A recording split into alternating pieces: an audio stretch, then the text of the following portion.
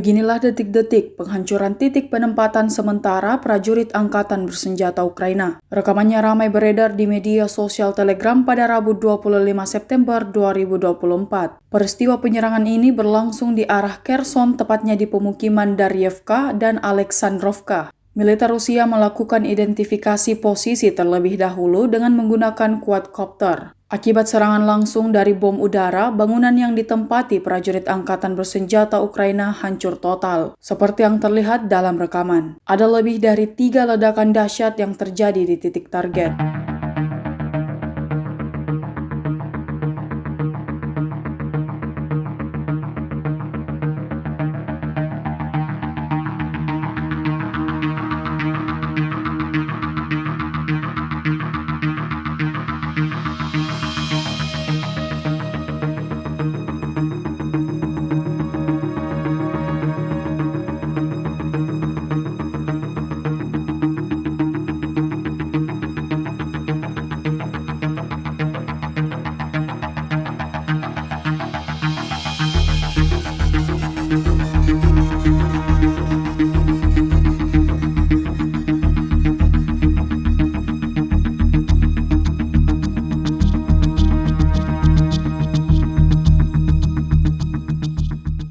Download Tribun X sekarang, menghadirkan lokal menjadi Indonesia.